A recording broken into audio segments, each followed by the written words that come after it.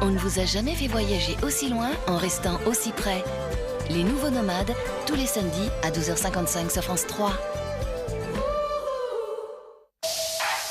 Et voilà les amis, un vendredi qui s'annonce absolument magique sur l'île d'Oléron avec ce soleil de plomb revenu. Il a joué, il est venu, il est parti, il est venu et maintenant il est installé jusqu'au bout de l'été. Et avec nous Eric Morgan, notre camarade de France Bleu La Rochelle. Salut Eric, c'est lui la matinale, le 6-9. Et nous c'est après, dans quelques secondes sur France 3. À voir et à revoir sur France TV. Ne laissez jamais Pierre Arditi. Mieux qu'une date, un rendez-vous à ne pas manquer. On se refait palmade, ce soir à 20h55 sur France 3.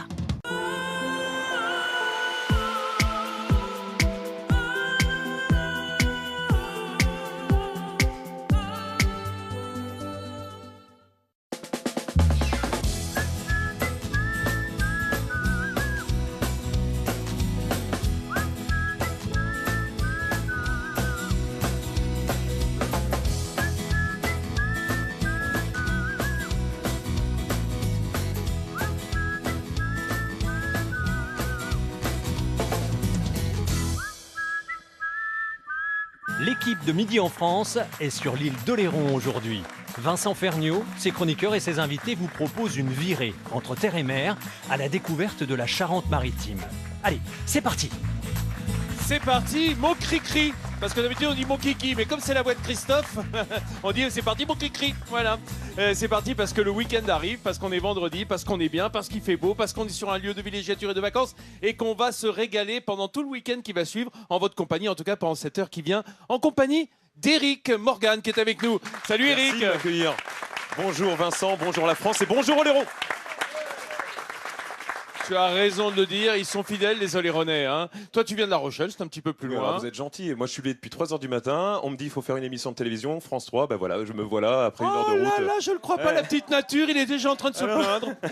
Non mais je suis ravi, sincèrement, c'est un honneur d'être avec vous ce matin. Enfin, en fait, tu animes la matinale, le 6-9 sur France Bleu ça. à La Rochelle. 3 heures d'infos, de musique et de divertissement. L'info, je salue Gorka Blanco à mes côtés pour tout savoir de l'actu en Charente et en Charente-Maritime. Du divertissement avec quelqu'un d'ailleurs que vous connaissez bien qui vient tous les matins à la radio et il sera dans votre émission dans quelques jours, Pichu, le saint plongé de terre et de mer. Je crois qu'à chaque fois que Midi en France vient dans le département, vous l'invitez, donc je le salue lui également. Et puis plein de choses, des imitateurs qui viennent commenter l'actualité pendant la matinale, des jeux et des cadeaux et également pendant 3 heures. Et j'ai envie de dire, quelle voix de radio quand même. Hein. Ah Waouh, moi je ferme les yeux et j'ai envie Il faut les ouvrir, il ne faut pas les fermer. Hein. Je peux les ouvrir aussi. Ouais. Il n'y a pas que la voix, il y a la pêche de la matinale, parce que quand on se lève aussitôt, effectivement, il faut tout de suite avoir la pêche. Et j'ajouterais, quelle promo tu l'as bien placé, mais c'est bien, c'est de bonne guerre, bien entendu. Les amis, quand on a tout en début d'émission là. Voilà, ça c'est fait, ça c'est fait, ça c'est fait. Et en tout cas, il nous sert de passeport ici à Oléron parce qu'il connaît sa région par cœur, sur le bout des doigts, sur le bout de la langue également. On verra ça. Autant que, dis donc, Elena Morna. C'est vrai que Elena Morna, qui est avec nous pour nous questionner. J'écoute tous les matins France Bleu, La Rochelle, Eric. On se connaît. Par voix interposée. C'est vrai, Menteuse. Pas vrai?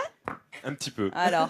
Un petit peu, c'est elle qui appelle avec des noms divers. Allô, c'est Josette, allô, c'est Mireille, c'est toujours la même voix. C'est tous les cadeaux, quoi. Ouais, c'est ça. Mais fallait pas le dire, Eric. Bon, elle va non, nous bah apprendre justement, des tas de nous, on va voguer autour de La Rochelle et puis revenir peut-être sur Oléron, plutôt dans le ciel que sur la mer. Plutôt dans le ciel, au-dessus d'Oléron. Eh, tu verras, mon C'est-à-dire grand. que vue du ciel, c'est pas mal aussi ici. Vue du ciel, si on regardait d'en haut, Nathalie Schrann-Guillermin, on y verrait toute l'excellence à la française. L'excellence à la française et à La Rochelle. On va s'intéresser à une très belle voilerie française. Et ensuite, je vous montrerai tout ce que l'on peut faire avec les chutes, par exemple, de housses de toile de voile. Ben voilà. Housse Ça- de toile de housse voile. de Ah, housse de voile, ça tout s'appelle simplement. housse de voile. Ça Voilà. s'appelle Ah oui, d'accord. ça Ça, tu sais s'appelle ce que c'est? un lazy bag, les housses de voile. Eh oui, ben voilà. Et ben tu sais quoi, avec ça, on peut faire plein d'objets très pratiques. Vous verrez ça tout à l'heure. Et avec le cordage, on peut même réaliser de très beaux bijoux. Et tout Remontre-moi ça ce est machin-là. made in France. Tu le verras tout à l'heure. c'est un Lazy teaser. bag. Lazy bag. T'en seras plus tout à l'heure. Ça Dans fait un Made peu in hamac France. minimaliste, quoi. C'est-à-dire que tu t'assieds juste dedans et t'essayes de dormir. Avec nous, notre vétérinaire Hélène Gâteau, qui, vue du ciel, lui, elle, plutôt, c'est plutôt par les oiseaux Hein, les oiseaux t'observent. Hein. Oui, mais là, on va plutôt rester au niveau de la mer. Ah, d'accord, On va parler pêche à pied aujourd'hui. Ah oui, pêche Non à pas pied, pour oui. savoir ce qu'on va cuisiner ce midi, mais plutôt pour savoir comment pratiquer une pêche à pied qui respecte les écosystèmes. C'est vrai qu'ici, en Charente-Maritime, c'est un lieu de pêche à pied. Les marées se retirent bien loin, le littoral est assez plat, donc on peut pêcher loin à marée basse. Et on va apprendre des tas de trucs pour se régaler de notre pêche. Comme on pourrait l'apprendre avec Olivier Herriot, notre camarade de France 3 du bureau de Royan. Olivier, toi qui es oléronais, hein, tout ça ne t'étonne pas, je dirais c'est ton repas quotidien. C'est mon quotidien. Puis je vais te poser une petite question. Tiens, tu parlais de la mer qui se retirait, qui laissait découvrir les rochers. Le marnage, ouais. Ça s'appelle comment Hein ces rochers, cette zone où on pêche? Les rochers. l'estran. Ben voilà. Eh oui, l'estran. T'as vu, Eric, il a ouais, il a tout de répondu, suite, hein. C'est On l'a normal. soufflé hein. derrière. Bon, nous, on va prendre le bâton, on va aller directement juste en face à La Rochelle, à quelques encablures, parce que je vais vous faire découvrir. Alors, vous savez que La Rochelle a toujours été à la pointe de la mobilité, hein, depuis Michel Crépeau, Notamment, etc. depuis Michel Crépeau, notamment. Eh bien, vient de s'ouvrir un garage solidaire, figurez-vous, du côté de Mireuil. Donc, je vais vous faire découvrir ça, un garage solidaire pour des gens qui ont besoin de bouger pour trouver un travail. Formidable. Si je comprends bien, mes amis, c'est en l'honneur d'Éric Morgan, notre camarade, que toute cette émission est plus ou moins dédiée à La Rochelle avant Quasi, de partir en week-end. C'est ça? Oui. Ah, Est-ce qu'on fait pas bien les choses, Eric? On va parler d'Oléron aussi un petit peu, parce que je Un suis petit originaire peu. d'ici, on aura peut-être l'occasion d'en parler. Quoi. Oui, mais on y est aussi depuis une semaine et encore une semaine, donc on a le temps d'en parler et tu penses tous les jours. Mon cher Guillaume Crouzet. Oui, bonjour à tous. Aujourd'hui, on va aller encore plus loin que La Rochelle, évidemment Oléron, mais toute la région de la Charente-Maritime, depuis Saint-Denis d'Oléron. Et alors, au fait, les amis, est-ce que vous savez quel est le surnom de l'île d'Oléron? Comment on l'appelle? La lumineuse. La lumineuse, Ou l'île au parfum. effectivement. La lumineuse, avant tout, c'est Pierre Loti qui aurait donné ce surnom à l'île. Et de toute façon, il est bien mérité. Combien d'heures d'ensoleillement ici chaque année? 2200, il y a quelqu'un qui connaît là derrière parfaitement là. Voilà, nous allons donc rester sous le soleil pour découvrir toute la Charente-Maritime aujourd'hui. Et on va redescendre sur l'estran, cette partie émergée, pour aller déguster la cuisine de Johan Bougnard, qui est avec nous, le chef. Salut Johan.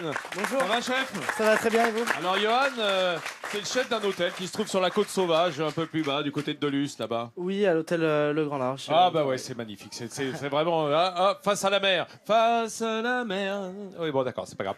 C'est quoi la recette aujourd'hui, Johan? Alors aujourd'hui, on va faire des langoustines croustillantes. C'est Miam, miam, miam. c'est très bon. Attends, excuse-moi, là, une onomatopée, oui, tu disais? Non, mais moi, j'entends langoustine déjà, je suis au paradis. Donc tu dis miam miam miam. Oui, miam miam, miam miam, ça veut miam. dire qu'à la fin, il faut dire que ça y est, l'émission commence à peine, Nathalie Schrangerma, elle a déjà Tu verras, Johan, ce l'estomac sera la qui première à gargouille. manger. On vient de les voir en image, elles sont magnifiques ces langoustines. Elles étaient vivantes. Hein. Il y a 5 Les minutes. langoustines de la Ouais, cuisinière, j'espère, au moins.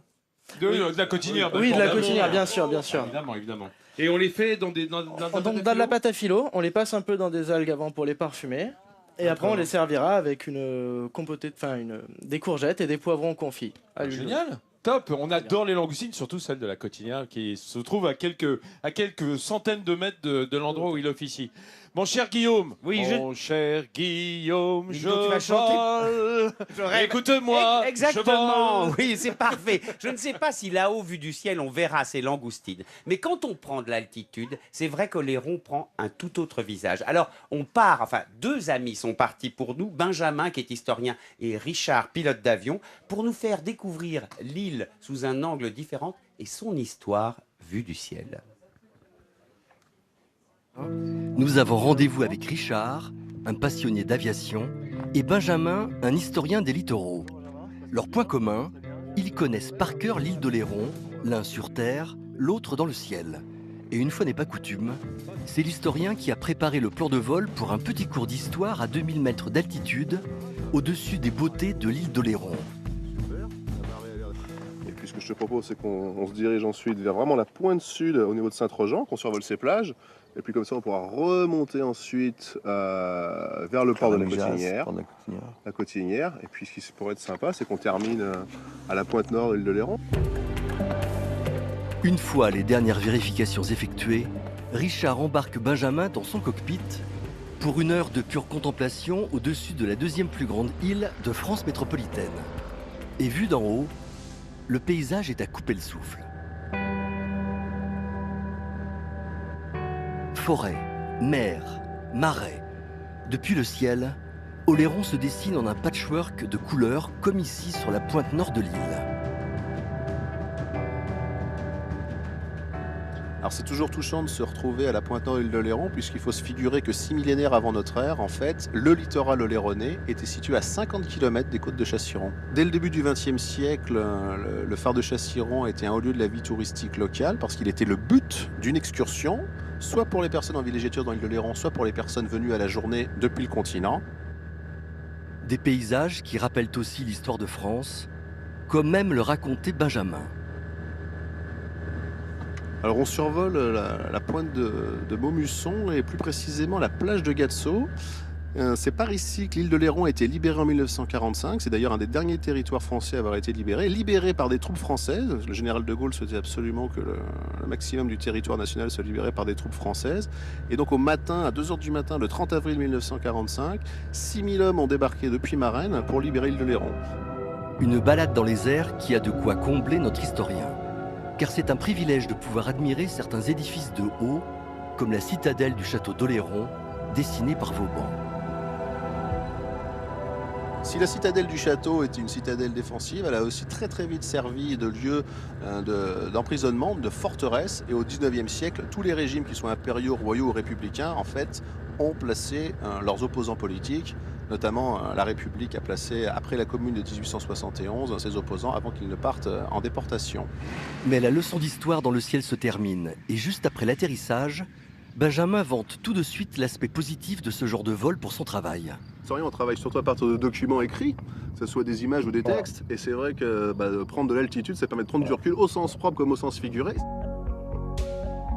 Prendre de la hauteur, le moyen idéal pour apprécier la diversité de ce paysage d'Oléron, façonné entre terre et mer.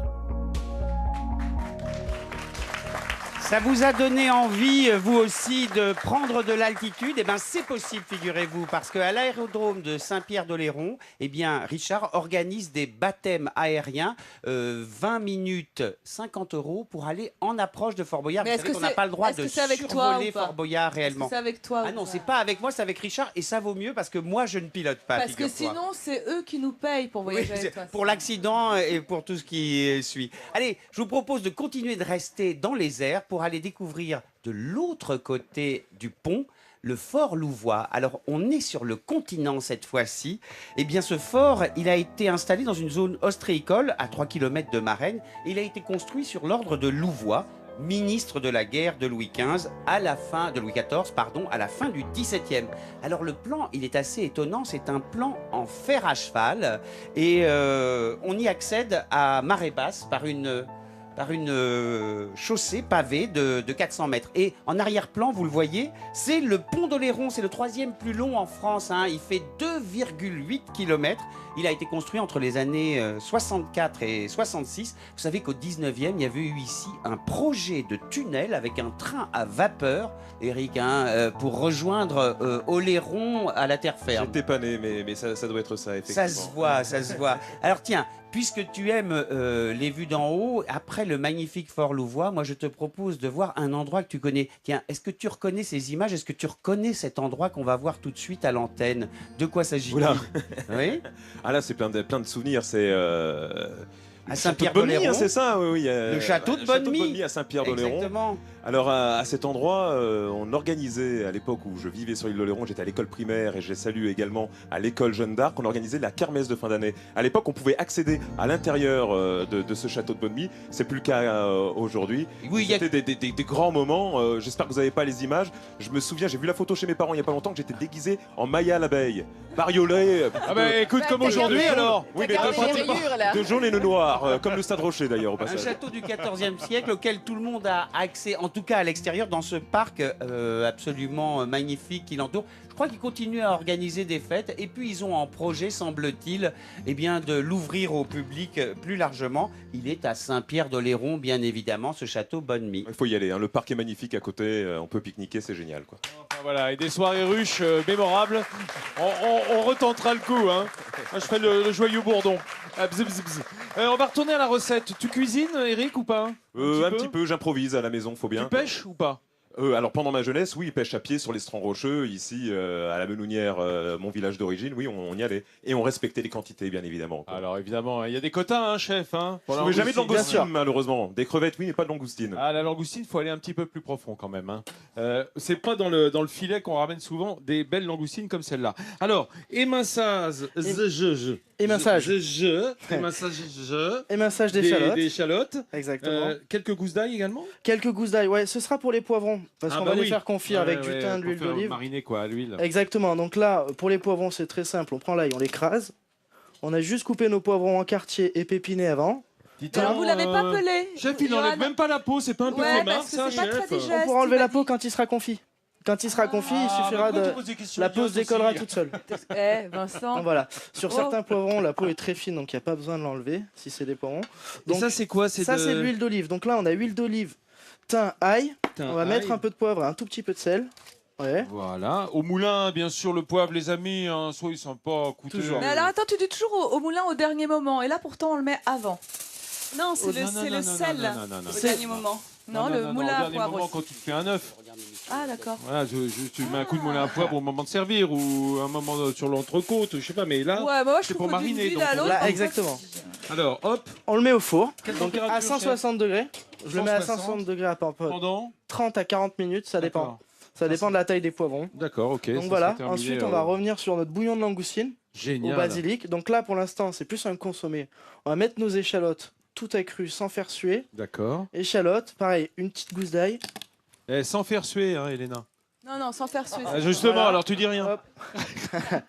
Moi j'adore comment le On chef... verse l'eau. Maman revient me chercher. J'adore la technique du chef pour écraser l'ail. Ah non, En mais c'est général, génial. On utilise la lame du couteau et Oui. hop, avec la paume de la main, hop, c'est réglé. Oui, Si tu veux pas l'émincer là, c'est-à-dire là c'est vraiment pour une garniture aromatique, c'est donc on n'a pas exactement besoin voilà, qu'il soit bien propre, haché, impeccable. on met, enfin c'est juste les écrasé œufs avec la peau. La lame du etc. couteau, ça permet d'éviter quand même d'avoir la main qui sent l'ail après. Oui, ça gêne Oui. pas, hein. Ah bon Ça gêne pas. C'est-à-dire que la paume de la main, on s'en sert quand même pas pour mettre sous le nez des copains. Non. Non, c'est vrai que ça part bien après avec un couteau simplement. Hein. Tu passes un couteau sous l'eau fraîche. Tu sais, et les ions qui se trouvent à l'intérieur de la lame inox vont Enlève détacher. l'odeur. Ouais, enlève l'odeur d'ail de avant l'ail. de la savonner, avant de savonner les mains quand même d'accord, derrière. ok. Ouais. Voilà, bah là on est bien parti là, chef. Donc voilà, là ça va On va faire un juste bouillon une quoi, un toute petit petite bouillon. ébullition très fine. Faut D'accord. pas que ça boue trop fort, sinon le bouillon il va se troubler Mhm. et il va trop prendre le goût de langoustine et on sortira combien pas le de temps basilic. 20-25 minutes. Voilà, avec les coffres, bien entendu, Exactement. parce que les Les têtes de langoustine qu'on a arrachées et les queues de langoustine, les carcasses qu'on a décortiquées. Voilà, hein, tout ce qui peut encore contenir un petit peu de goût, c'est exactement comme ça qu'on démarre les bisques, hein, quand on fait une bisque de langoustine. Voilà, c'est à peu c'est près quasi, le même schéma. c'est quasi pareil. Oh, il y en On a a un un nouvel qui invité. s'intéresse aux langoustines. Voilà. Il y en a un qui Bonjour, s'est incrusté là. Voilà, il s'appelle Midi. C'est pas évident à Midi, dire. bah, On vient faut de y le aller, hein. baptiser là juste tout à l'heure. Il vient d'arriver. En fait, il vient tout simplement d'arriver lui aussi au refuge Oléronais. C'est un petit chien qui aurait à peu près 2 ans. C'est un mâle et il a été ramassé par la fourrière, non réclamé. Il n'est pas identifié. Donc aujourd'hui, il a été récupéré par le refuge Oléronais et c'est un chien qui cherche une famille d'adoption. Alors vous voyez, c'est un petit format. C'est un croisé de type pincher peut-être, mais ça reste un chien de petite taille qui est plutôt extrêmement gentil, très câlin. Là, il est à la taille adulte. Là, il est à la taille adulte, il a 2 ans. Impressionné, mais regarde, il est plutôt zen. Moi, je trouve, voilà, il se couche. Tu sais que ma il mère est cherche bien. un petit chien. Si elle voit l'émission, je suis sûr qu'elle va craquer. Ah non, mais moi, Mini-mig. enfin, Qu'est-ce on que tu a. penses de cette matinée On n'est pas bien sur France 3, franchement. Il a pas l'air mal, quand Tu veux venir même. faire hein. de la radio avec moi, France Bleu Bah voilà, une adoption. C'est une bonne une interview, adoption ça. directe. Bravo. On fait ce qu'on peut. Un professionnel. Et- du boulot quand même. Donc bon, comme il vient de Frouillère, on ne connaît pas son histoire, mais écoutez, vu la façon dont il est facile ici, dont il s'est approché de tout le monde, on sait c'est un chien qui est vraiment sociable. Donc, enfin voilà, moi je trouve que c'est un chien idéal pour une famille, pour des enfants aussi. Il s'entend bien avec les autres congénères, donc voilà. Et ça pourrait être une mascotte de l'émission. Ah, pourquoi mais pas, attention, j'entends ça là, là-bas. attention, on a déjà un midi en France. Voilà. Et de plus grande taille. C'est pour hein. ça que lui, on l'a appelé Midi. Toujours pas, C'est le c'est pas Deuxième évident à dire, hein. mascotte. Et je trouve qu'il a une bonne tête. moi. Il a une Voilà. bonne tête et on n'oublie pas, là on arrive à l'approche des vacances, il existe de nombreuses solutions de garde pour vos animaux pendant que vous partez en vacances. Donc quand on prend un animal, on en est responsable également quand on doit partir en voyage. Donc que ce soit les gardes à domicile, les pet-sitters, les chenilles ou autres, il y a vraiment de nombreuses solutions. Donc on va éviter de battre encore le record d'abandon qui chaque année est dépassé. On va éviter cette année. Je pense qu'on va nous écouter cette année. Hein, ils vont faire attention. Puis en plus, c'est des tailles de chiens, ça on les met dans le sac à dos, ça. On part en vacances avec. Et sachez juste qu'au refuge Oléronais, ils sont plusieurs à peu près de ce même type-là, de cette même taille. Donc voilà, n'hésitez pas à appeler, soyez nombreux pour donner chance à ce petit chien. Merci Hélène. Je suis sûr que ça va fonctionner. Les amis, on va retourner du côté de La Rochelle avec Olivier Rioux. Oui. Découvrez un peu j'ai envie de dire, les héritiers de Michel Crépeau, qui a été le maire emblématique de cette ville. C'est ça, La Rochelle, c'est une ville qui innove toujours en matière de mobilité. Et là, je vais vous faire découvrir une association qui vient de se créer, qui vient de monter un garage solidaire. En fait, ils rachètent de vieilles voitures, de vieux scooters, de vieux vélos, ils les retapent et les proposent à la location ou à la vente à des gens qui recherchent un emploi ou qui viennent de décrocher un job. Regardez. Des scooters en location pour la journée. Dans cet atelier de Mireuil, les demandeurs d'emploi peuvent louer pour 5 € par jour. Un service réservé aux plus précaires. On voit beaucoup de personnes, oui, qui ont des soucis de locomotion, qui sont dans les horaires décalés, qui vont travailler, qui vont embaucher tard le soir et débaucher tôt le matin. J'ai des personnes qui vont faire 1 heure de marche tous les matins pour aller travailler. Et ça, ces gens-là qu'il faut aider, quoi. La régie de quartier propose aussi la vente de véhicules d'occasion, comme cette voiture à 1 500 €. Ce sont des dons de particuliers, un geste solidaire qui permet aussi de se débarrasser d'une automobile. En fait, c'est un particulier qui nous donne la voiture en fin de vie. Nous, on l'estime pour lui faire une réduction d'impôt. Et les véhicules, en fait, sont très kilométrés et ont besoin d'être remis en état pour être vendus. On les propose à des ayants droit, des personnes en recherche d'emploi essentiellement, des gens en grande difficulté. L'association lance un appel aux dons aux propriétaires de véhicules et de vélos, car ici tout est remis en état. On peut éviter la casse ou la déchetterie pour dépanner les plus démunis. On n'a pas assez de donateurs de vélos. Au lieu de mettre des vélos en déchetterie, ce qui serait bien, c'est de nous les ramener. Même des vélos très usagés, après, on arrive à en faire un avec 2 vélos, par exemple. Donc, principalement, voilà, on recherche du vélo pour les demandeurs d'emploi. Les véhicules, comme les vélos, sont réservés à des personnes en grande précarité pour qu'un problème de mobilité ne soit plus un frein à l'emploi. Donc il faut, si j'ai bien compris, il faut vraiment justifier auprès des vendeurs qu'on est en difficulté de ressources. C'est ça, tout à fait. Ça se passe du côté du quartier de Mireuil, c'est un quartier populaire. Il y en a d'autres en France ? Il y en a un à Saintes, de mémoire en tout cas, dans la région. Il y en a 2 dans la région. Bah, dis donc, ils sont forts, et en région. fait, c'est pour les demandeurs d'emploi pour que la mobilité puisse... Pas un frein au réemploi. Tout à fait. Et on a le choix entre les vélos, les mobylettes, les voitures, c'est génial. Oui, et c'est aussi, ils peuvent louer à la journée pour se déplacer, pour les passer à un entretien d'embauche par exemple. Voilà une alternative au vélo jaune de La Rochelle en tout cas. C'est ça, vous connaissez, j'imagine. Un petit peu, ouais, forcément.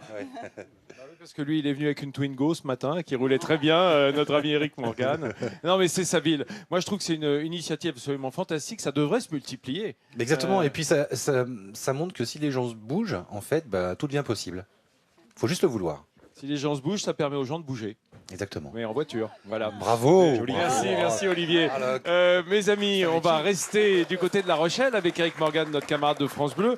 Quelques vues, quelques photos, quelques images de La Rochelle que tu connais bien. On va commencer par le musée maritime. C'est un endroit magnifique, non ? Oui, le musée maritime, il y a plein de vieux beaux navires. Alors là, j'en vois un en particulier qui me parle. Vous avez peut-être vu la frégate Météo le Francin. Pour celles et ceux qui sont de la région, ils connaissent. Alors à l'époque, au large, on étudiait la météo sur ce navire. Il faut savoir qu'en 1988, sur ce bateau, a démarré le programme de France Bleu La Rochelle qui s'appelait Radio France La Rochelle à l'époque. 1988, c'était un peu comme Radio Caroline, sauf que c'était autorisé. On est bien après 81. Et voilà, tout a démarré là-dedans, avant qu'on ait de vrais studios sur le quai du Perret dans un premier temps. Et aujourd'hui, avenue Michel Crépeau, toujours avec la belle vue sur le vieux port de La Rochelle. Bon, alors, coup de cœur d'Eric Morgan. Eric, il nous vend France Bleu, moi je vais vous vendre France 3, parce qu'à France 3, La Rochelle, Atlantique, on est aussi au port des Minimes, devant la plage, on est pas mal aussi. C'est vrai, Oui, vous avez une belle vue aussi. Hein, oui, quand même, très on va- beau site également. Et j'ajouterais que signaler, hein. j'étais pas très impressionné par ton navire, car nous avons la péniche Thalassa, nous à Paris sur la Seine, à France 3, donc calmos sur les bateaux. Hein, voilà. Sache que chacun son navire, c'est ça l'important.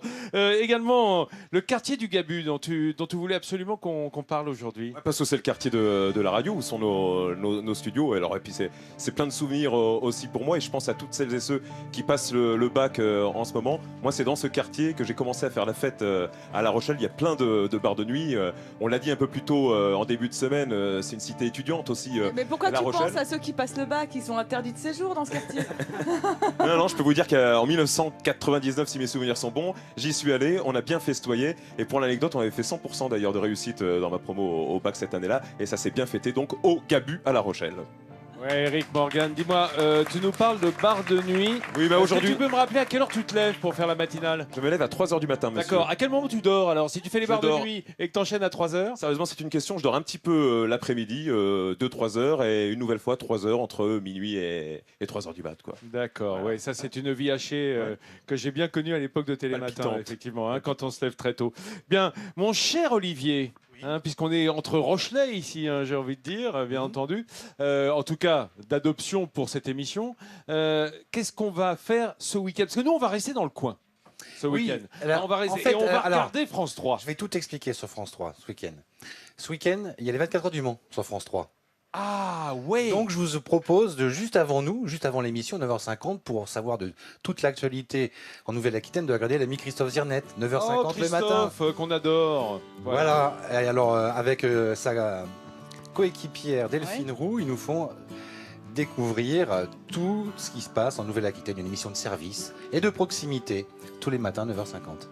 Alors c'est un ami de l'émission, Christophe, mais il a trop de boulot maintenant en Nouvelle-Aquitaine, donc on le voit plus jamais sur le plateau de Midi en France, c'est dommage, mais on l'embrasse très fort et sa camarade aussi.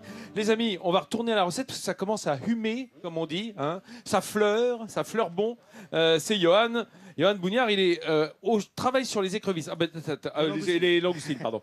T'as bien travaillé déjà, dis donc. Donc voilà, là on les a décortiqués. Ouais. On les a fait mariner avec le petit mélange d'algues. Alors qu'est-ce qu'il y a comme algues là? C'est un petit mélange d'algues qui se trouve fréquemment sur la plage quand vous allez vous baigner. C'est les algues vertes, le varech, etc.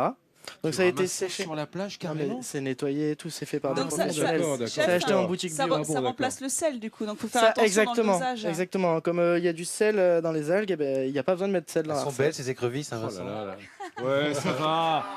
Ah, ça y est, bon. Il y en a des écrevisses, en tout cas, dans la région du côté des marais. Ouais, mais là, c'est. Hein entre... Celle-ci, Mais elles sont celles-ci, comment elles sont Donc voilà. à l'eau salée. Hein.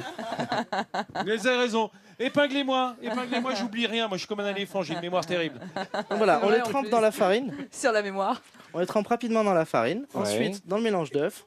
Ah, on les panne en quelque sorte. Oui, c'est comme une panure. Sauf Ça qu'on va permettre que ça colle à l'intérieur? Exactement, ça va permettre à la pâte à filo exactement de cuire, de coller, pardon.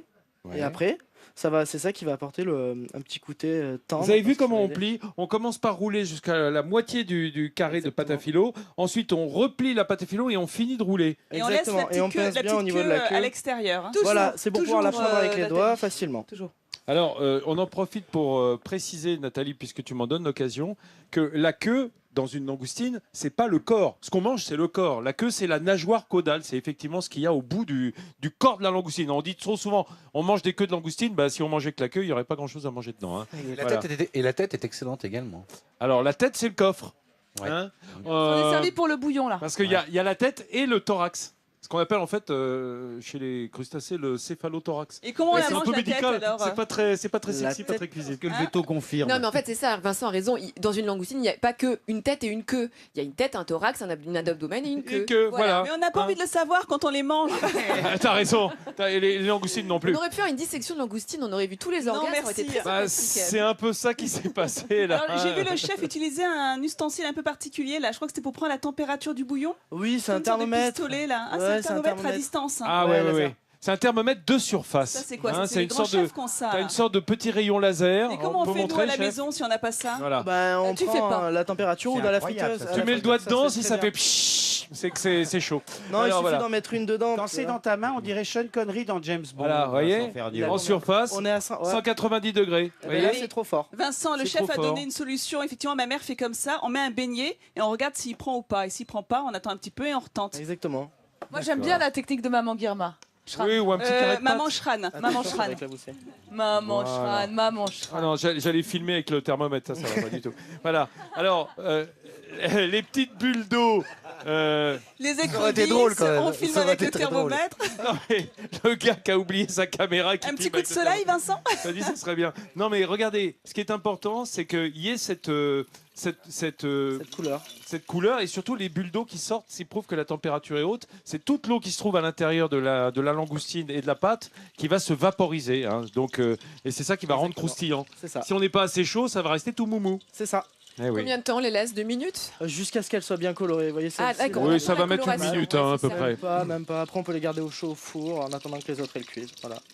Celle-ci, Voilà. par exemple, elle commence à être bien. Ah ouais, elle a l'air c'est bonne, hein, chouette. Nat. Et du coup, les petits légumes, ça n'a rien à voir avec nos croustillants de langoustine. Je Non. pensais qu'on mettait d'autres choses à l'intérieur de notre brique. Feuille Non, de non, brique. on met juste la langoustine. Les petits légumes, c'est juste une garniture à côté pour D'accord. apporter le côté Ouais, frais. parce qu'on avait dit que tu avais faim, donc il t'a fait une salade à côté, le chef. Voilà, les amis, le saviez-vous? On vient de le faire presque en cuisine, hein, ce petit questionnaire, mais Elena va continuer avec le questionnaire sur la région Et qui nous avec invite. tellement de plaisir, je vous emmène à La Rochelle. Saviez-vous que... Alors, Eric, là, il est au taquet.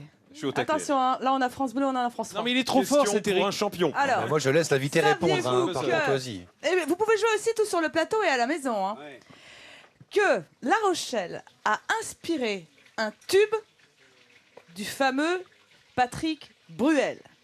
Oui. Quel tube a-t-il écrit quand il est passé à La Rochelle? Je peux le dire? Ouais. Morgane. Qui a le droit? Non. Non, non, pas qui a le droit. Casser la voix, casser la voix. On écoute pour voir si c'est ça. Est-ce que... Casser la voix. Oh, Guillaume, il se casse la voix là. Casser la voix. Guillaume, c'est un chanteur, lui. Hein. Casser la voix. Et je crois qu'il avait, vous allez me le confirmer, Elena Morna, si c'est la réalité ou pas, il avait composé ce morceau Eric, Elena, sorti ça d'un concert au Francofolie. Au Franco. À l'époque, ça marchait pas des masses Voilà. pour lui. Il déambule dans les rues de La Rochelle Voilà, et il là, écrit le casser la morceau. voix, il le compose. Sorti d'un concert d'Igelin d'ailleurs. Pour l'anecdote, Exactement. c'est Jean-Mi Eh bien, Fouquet en eh bien, personne tu qui me sais l'avait tout, raconté. c'est bien, tu connais bien. Alors, on va poursuivre justement puisque les prochaines Franco, ce sont de Francofolie, donc de La Rochelle. Ce Pour sont lesquels du 12, Guillaume est prêt, du hein, 12 comme on l'a au, entendu. Guillaume, il est au max là, du 12 au 16 juillet. Alors, ce que je vous propose pour, je vais pas vous donner le programme, on va faire un petit blind test. Vous êtes d'accord? Ouais. Alors, tu va un peu voir Moi, du je côté suis- de nos, je suis nos près du télé- public, nos moi. spectateurs. Je suis là, là, je près suis en du position public. pour toi, Elena. Hop, on va faire jouer tout le monde. Première musique, vous devez en deviner donc l'artiste qui sera présent en Francophonie. On écoute. Est-ce que quelqu'un Edith qui Piaf. Non, pas Edith Piaf, tu as tort. Ah, il y a un petit jeune qui Il y a un sait, petit là-bas. jeune il y a un petit jeune. Alors Ah, il vient de lever la main. Alors, t'as la réponse? DJ Snake. Ouais, comment tu t'appelles? Allez, bon. Mais dis donc, Peut-être il que est vous fort, hein. connaissez pas très bien, Là, on chapeau, t'appelle. hein. Noé? Trop fort, vraiment Bravo, impressionné. bravo, hein. Noé. Peut-être que vous savez pas à la maison, mais demandez à votre ado comme lui il saura. On va faire plus simple. Allez, deuxième musique, deuxième artiste qui sera présent à La Rochelle au Francofolie. Julien Doré. Bah oui, c'est Julien. C'est Voilà, Julien. Doré. Ça, Hélène, trop facile. Elle a toute la Elle l'adore, discographie. elle est allée le voir en Je suis concert. allée le voir en concert il n'y a pas très longtemps. Ah, donc Ouais. tu le connais bien. Je le connais bien. Allez, Si on est bravo. fan de Julien Pour Doré. l'instant, là, je vous trouve un peu mou. Nous, on Ils a ont un la point, même ils en ont deux. coiffure, hein, Hélène et Julien Doré. Tiens, tourne un petit Allez. peu, là, voilà. Ouais. On continue avec un troisième artiste que j'adore écouter. M. Mathieu Chédid. Mathieu Chédid. Ouais. Ah, elle est Il y a- trop il y a forte. que des grosses stars. hein. Ouais, mais Bon là c'est pas ça, c'est un vieux disque hein. Bien sûr là c'est Amomali qui est sorti et qui sera repris sur scène, mais Vous savez quoi, moi j'attends la question piège parce que c'est un peu trop simple. là, et pour le l'instant. dernier album Je est C'est ça parce trouve qu'on aussi. trouve de notre côté, c'est ça, hein. Alors allez, tu trouves ça trop simple? Encore un autre, mais ça va être super simple. Alors, Ça laissez c'est Nathalie répondre. ouais, un autre. Allez cite un autre artiste. ah, ben lui, il a une magnifique. Michel Michel Jonas. Alors lui, il vient en vacances sur l'île d'Oléron, hein, par contre. Ouais. Hein?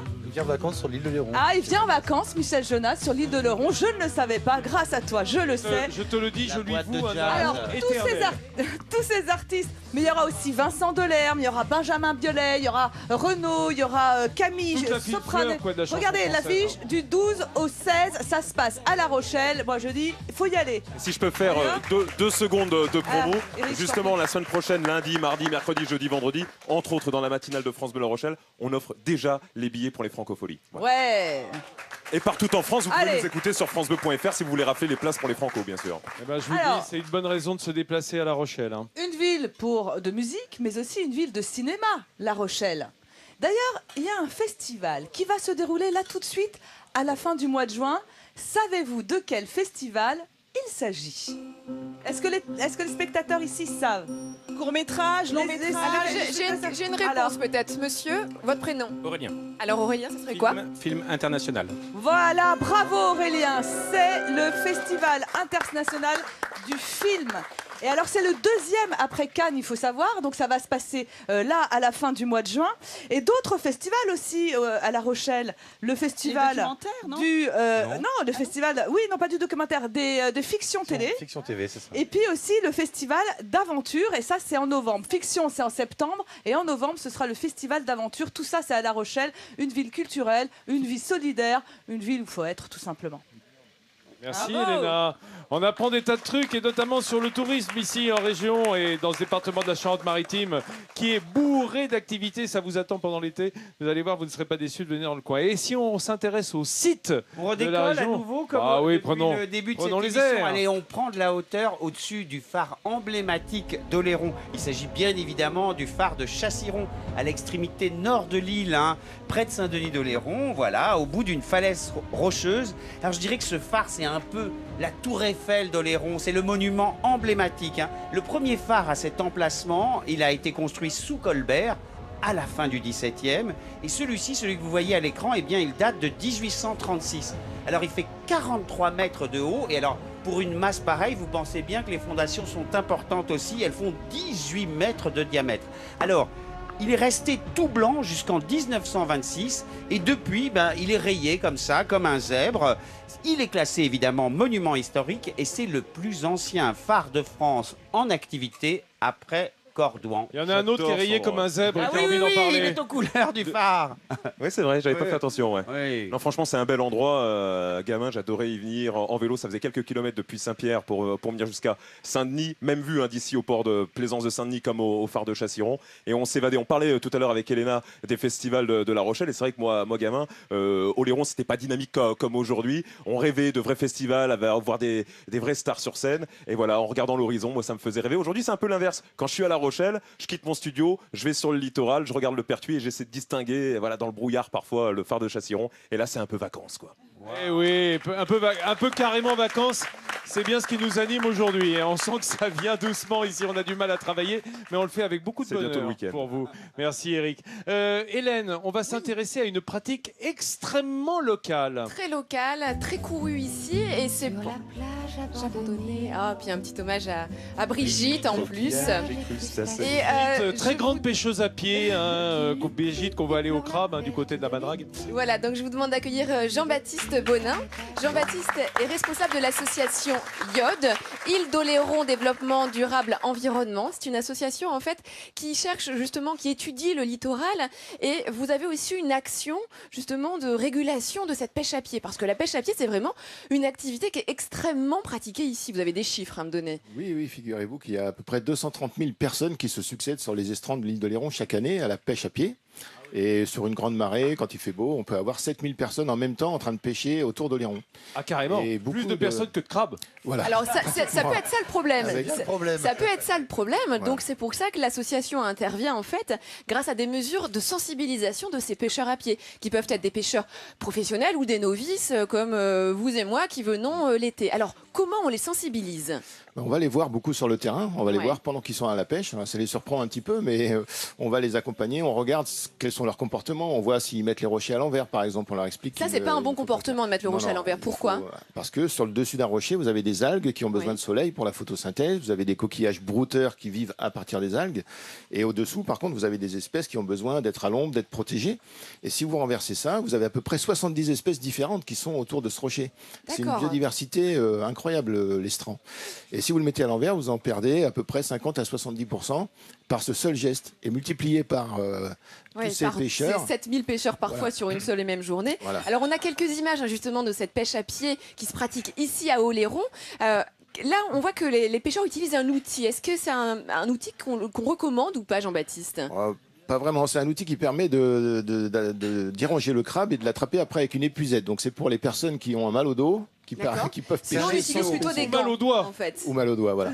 Mais on recommande plutôt de pêcher à la main parce que c'est plus facile de soulever un rocher à la main, de le remettre, que de le déranger avec un crochet, puis après de reprendre le crochet à l'envers, de le remettre, c'est plus compliqué. Voilà, donc on préfère pêcher à la main avec des gants quand même pour se protéger parce que les crabes ça Ouais, pince, ça peut pincer les quand oursins même. ça pique, les des animaux. risques.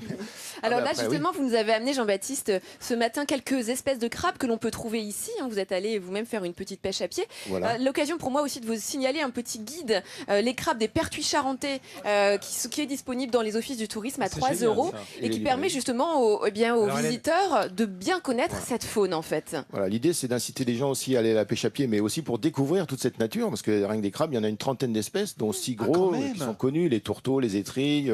Ici vous avez un crabes verts. xanthe, un crabe carré, le crabe vert. Et ici il y a une araignée. Il y a Là, une araignée de mer aussi.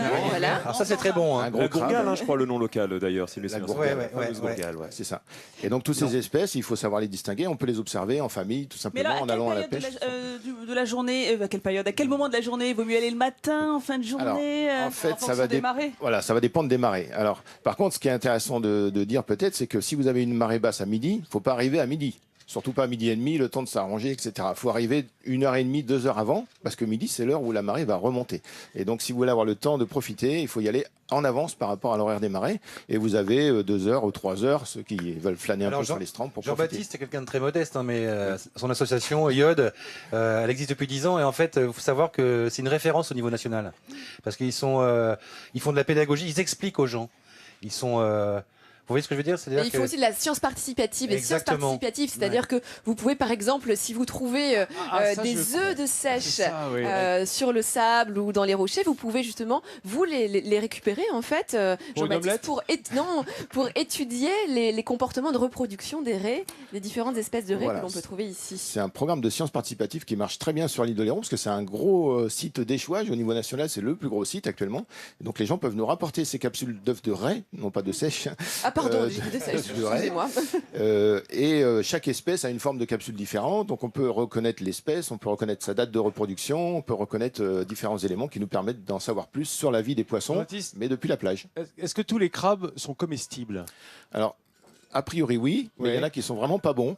Ouais, Alors, qui les- sont pas bons moi- mais comestibles. Ce sont les Portugais comestible. qui mangent les crabes verts. Ah oui, c'est Le ça. chancre vert, Oui, ouais, oui. c'est pas terrible. hein, quand Non, même. non. Ouais, j'ai jamais mangé Ici, un il y a- crabe vert, hein. La fameuse île du Ah, crabe les tout vert. hein. petits crabes, Oui, là, oui, les tout oui, petits oui. crabes. Je termine Ici- juste en précisant aussi que vous mettez ça à la disposition, des petites réglettes à la disposition Les gabarits, c'est des ça pêcheurs, voilà, Oui. pour avoir les gabarits et savoir à partir de quelle taille de coque ou de moule de palourde on a le droit de les pêcher ou il faut les laisser pour qu'elles puissent se reproduire et que la population puisse se perpétuer. Tout à fait. Ça, c'est disponible dans tous les offices de tourisme et ça permet aux gens de faire perdurer ce loisir parce qu'il y a de plus en plus de monde qui s'intéresse à ça. Il y a près de 2 millions de pêcheurs à pied en France de loisirs. C'est Et que la plus que ressource chasse. n'est pas inépuisable. Voilà. Voilà. Et donc, Mais pour- les gens pour que ça comprennent. dure, il faut faire Et attention à ça. d'où le but de l'association, parce que quand on leur explique, les gens comprennent et changent, ils font gaffe. et changent leur comportement. Absolument. Merci beaucoup Olivier. Jean-Baptiste pour votre Merci travail à de vous. sensibilisation Ouais, envers les merci. pêcheurs à pied. Merci. On va peut-être en libérer un, non? Je sais pas ce que vous en pensez.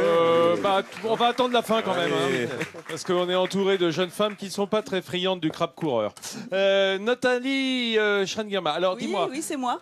Oui, alors, non mais je pensais à un truc, je disais, tu es comme la reine de la récup, toi. En Ah tout oui. cas, du recyclage des matériaux. Oui, mais alors avant de les recycler, il faut les fabriquer. Et on va rester justement dans l'univers marin à La Rochelle, hein, pas très loin. Le port de La Rochelle, je parle sous votre contrôle à Eric et à Olivier, hein, c'est l'un des plus actifs de France, notamment pour les bateaux de plaisance. Donc tout naturellement, différentes entreprises se sont spécialisées dans l'univers nautique, ça va jusque-là, et notamment, notamment dans la confection de voiles. Et il se trouve que parmi les plus belles entreprises françaises qui font la renommée de l'industrie marine à travers le monde, il y a la voilerie Incidence, que l'on va découvrir tout de suite en images.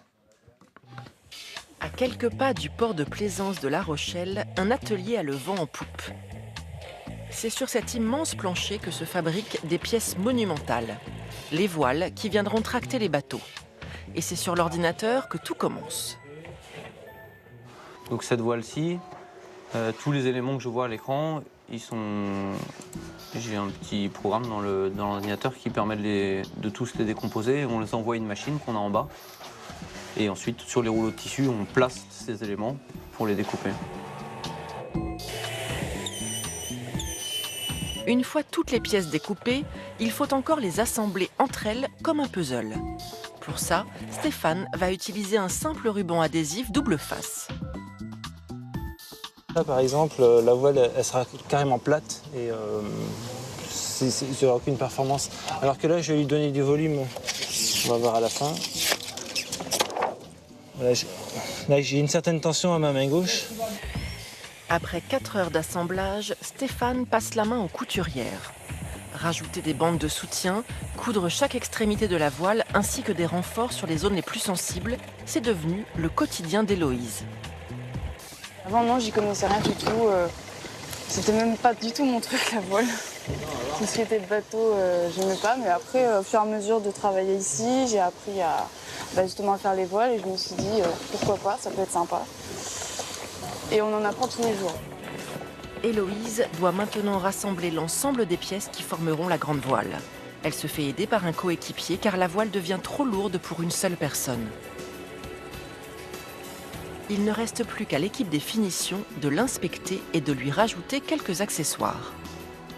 En gros, on a un bout de tissu qui est plus ou moins triangulaire pour caricaturer grossièrement. Et nous, à la finition, on va mettre tout ce qui est accessoire, donc tous les points d'attache sur la voile qui vont permettre à ceux qui vont s'en servir de pouvoir faire ce qu'ils en veulent, la régler, la réduire. Le savoir-faire de cette entreprise a fait ses preuves dans des courses au large couronnées de nombreux records. Avec un tel palmarès, l'entreprise qui fête aujourd'hui ses 22 ans ne cesse de s'agrandir. Nul doute qu'elle continuera encore de nombreuses années à créer des voiles.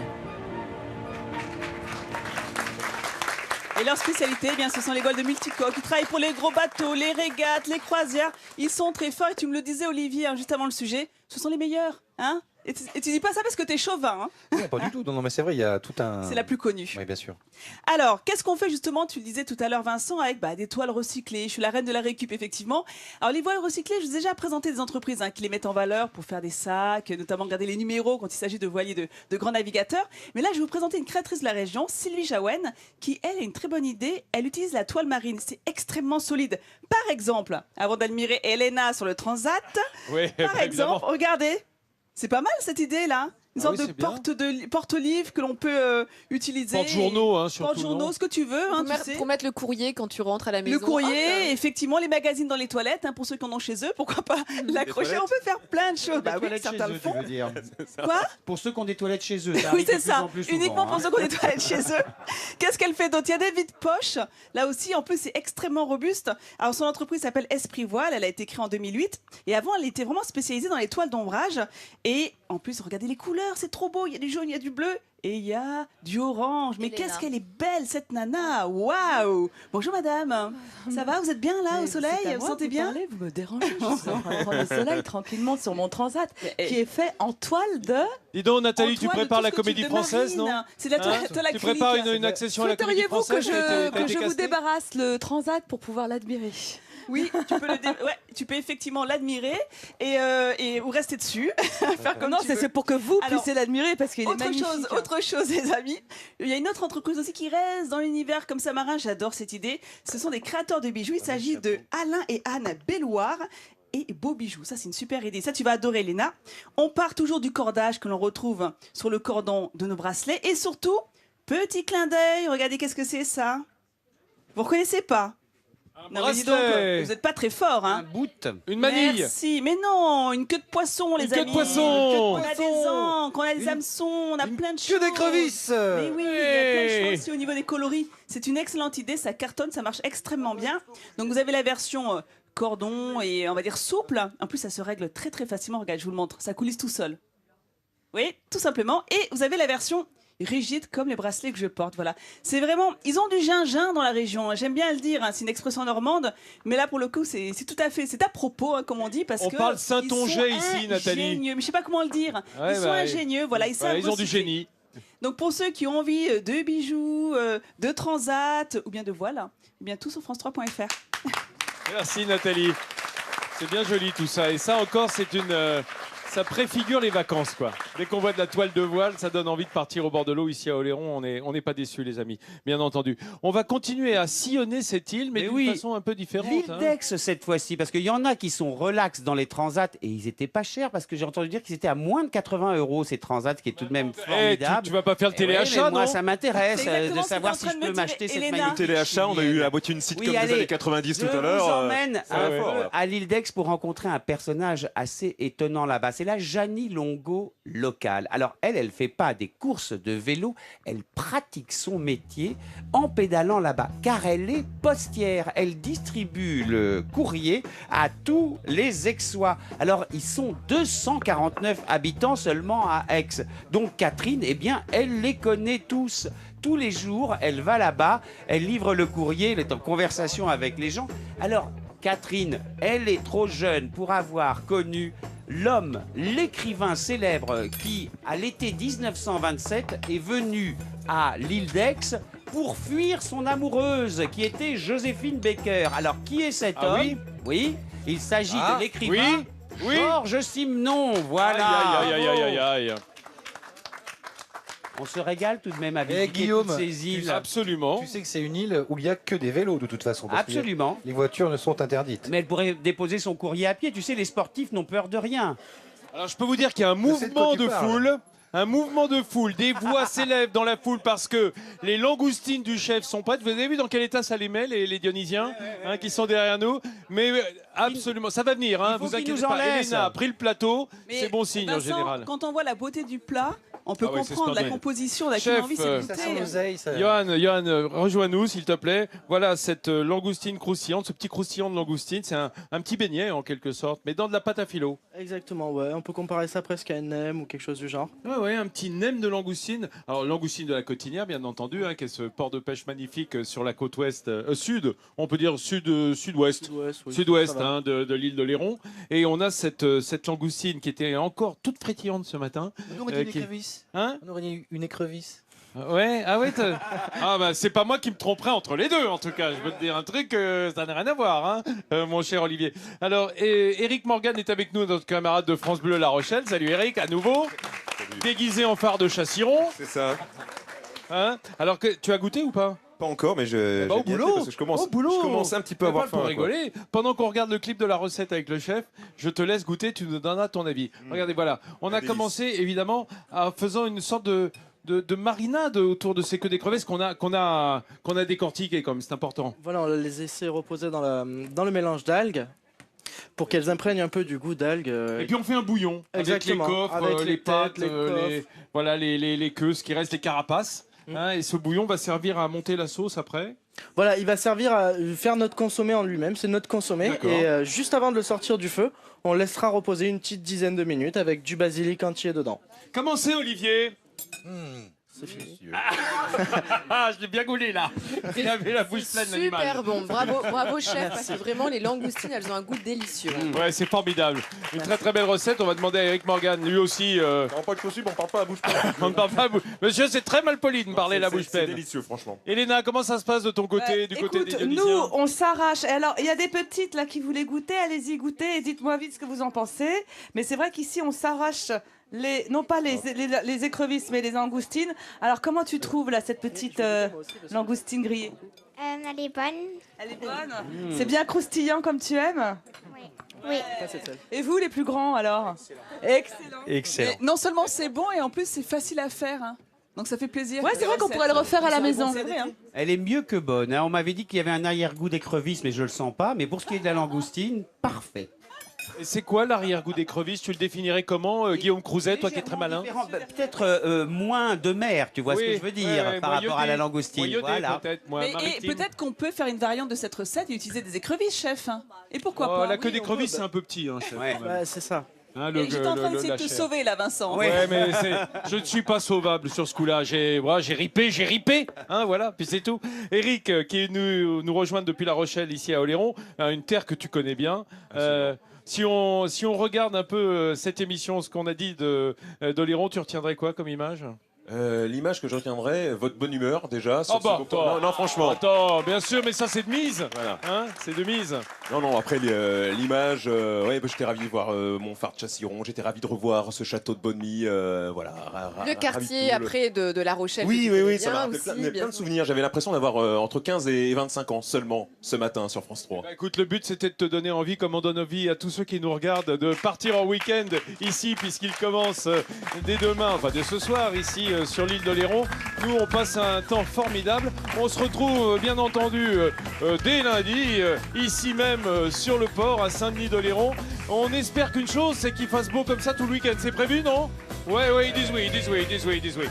Chez vous aussi, je crois qu'il va faire bon et chaud, hein, partout en France. Et toi, on te retrouve dans la matinale. Lundi, 6h, pétante. Lundi, 6h sur France Bleu, La Rochelle. Merci. Allez, bon week-end à bye. tous. Et à lundi, les amis.